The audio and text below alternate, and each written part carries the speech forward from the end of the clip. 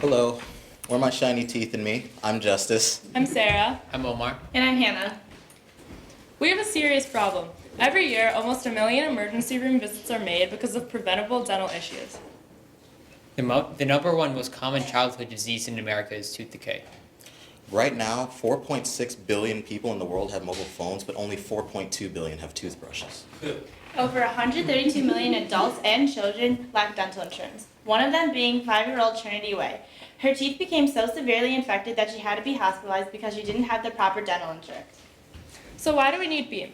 Well, when people don't brush their teeth properly, bacteria builds up between the teeth and travels through the gums into the bloodstream, where it can attach to major organs such as the heart, brains, and lungs and cause serious issues. Clearly, dental care goes way beyond just your mouth. So Beam's mission is to change the world and improve overall health by revolutionizing dental care. So how does Beam work? Beam's products utilize the latest in dental technology, including a toothbrush that tracks how often people brush their teeth to incentivize its customers to have healthier dental habits. Beam then reduces the overall amount of major incidents that occur, and this allows them to lower the cost of their insurance as preventative care is significantly cheaper than reactive care. Overall, this makes Americans healthier and achieves Beam's mission. So what is Beam? Well, their value proposition is that they make dental insurance more affordable for more people. It provides real-time and accurate data analysis. It also improves overall health by focusing on preventative dental care. Beam's an incredibly disruptive startup because their 100% preventative coverage bases their insurance rates off of real-time data, which is far more accurate than the current system of using old demographic-based data. This change could change toothbrush technology and insurance forever. In the future, we found that during our interviews, people were pretty satisfied with their current toothbrushes, which presents a problem for Beam. Because in order to use Beam, people have to change something that they do every single day and that they've done their whole lives. If Beam wants to be successful, they need to minimize switching costs in order to win over customers, and they need to convince them that Beam is worth it. A lot of our marketing tactics are targeted towards this issue, so we hope that our plan will help. So when asking ourselves who wants Beam, first we have to ask ourselves who cares most about Beam's mission. So then we came to the conclusion that parents will care the most because their number one priority are obviously the children's overall health and well-being, which is Beam's mission. So parents will want to use Beam if they know that it's going to improve the well-being of their children. And a book that we read in class called Contagious proves that people are more likely drawn to products that are known to positively affect their emotions. For our marketing tactics for parents, we found that Generation X parents, who are parents from ages 30 to 50, often gravitate towards products that offer straightforward and simple solutions. We also found that the majority of parents use the internet to get their information as opposed to newspapers or other more traditional media sources.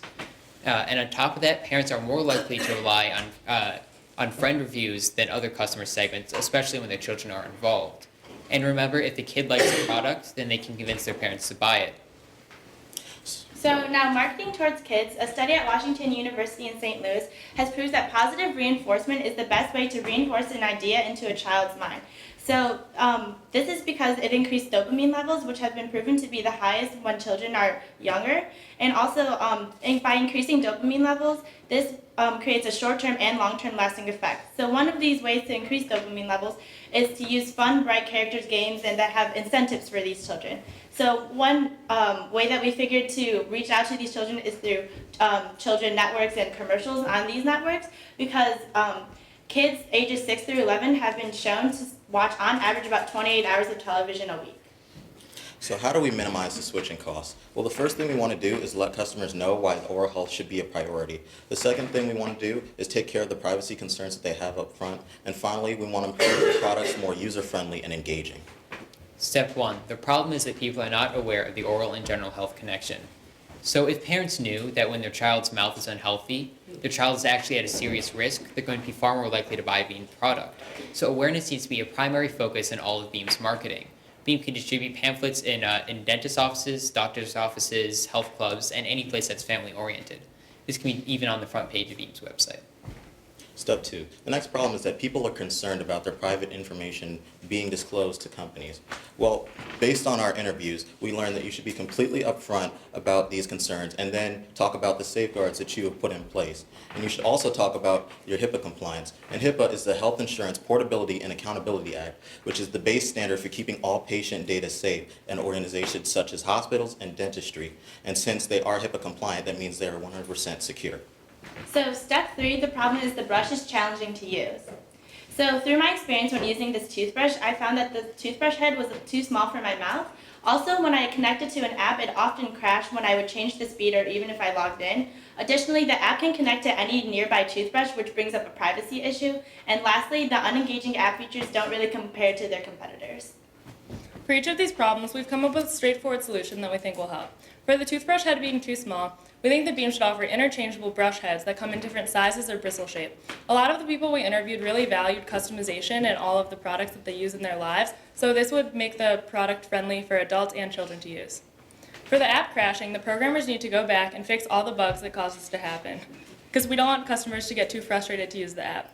Also, for connecting with nearby devices, that's a clear privacy concern, and we think that each toothbrush should have a unique password that they add to each brush in order to connect to the app.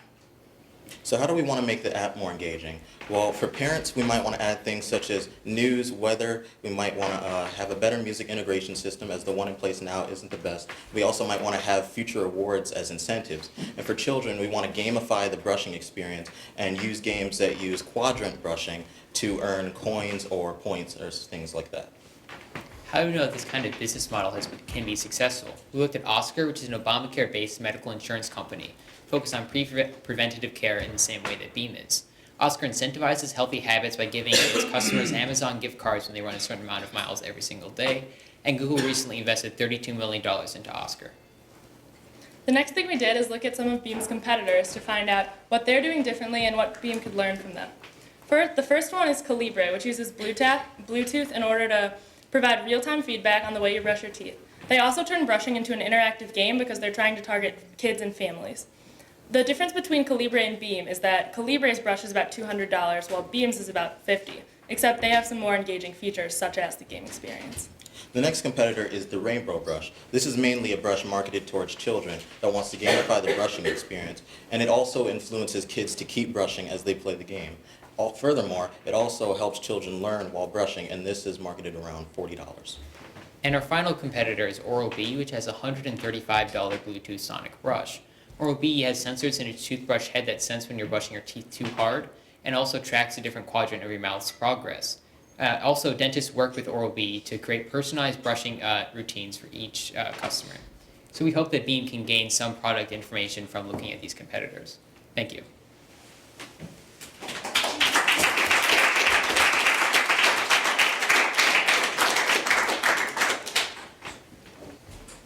Okay, Beam, you have 3 minutes, I'm sorry, to ask a question. Cool.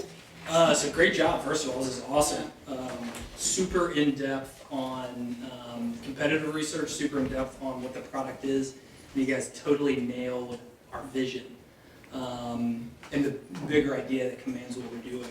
So first question is, what did you guys discover about what Beam can do to better connect our brushing experience, this thing you do every day already, to our insurance products? So you mentioned like Oscar, for example. Do you guys see some ties between how we can get those together closer? Yeah, so you researched Oscar if you want. Sure. So just in some of the interviews we did, people really are interested in the idea of being able to prevent like the major health issues before they occur in the first place. And we found that if you, you obviously combine already preventative care with lowered rates and reward people, we just think that that would continue to be successful in the way it is now. And another thing that would be really helpful is how you do wellness programs with companies. We did a lot of, one sec. Oh, yeah, we did a lot of we have a research. slide on some similar ways that you could do that in companies. So one of them being the Cleveland Clinic Wellness Program. What participants really like about this program is that they can actually get reimbursements for keeping up with their routines that they've done with their nurse practitioner. So one example is you get up to, I think it's 6 months before, if it's something related to preventative care, you get reimbursed for all of the co-payments.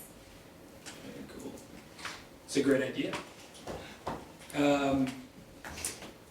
So one of the things we've done, so you guys touched with a great depth on ways we can engage, especially core demographics like kids and families, right, which is super smart. What do you think, so in our app, we've built in this system where we give stars to any user. And so if you just kind of imagine a family scenario, mom, dad, and the kids can all get stars the more they brush, which then kind of signals how engaged they are with their health. Do you guys see the stars as something we should keep doing? And we should put like games on top of it? Or do you think we should scrap the stars and then build a new system to kind of accomplish that goal?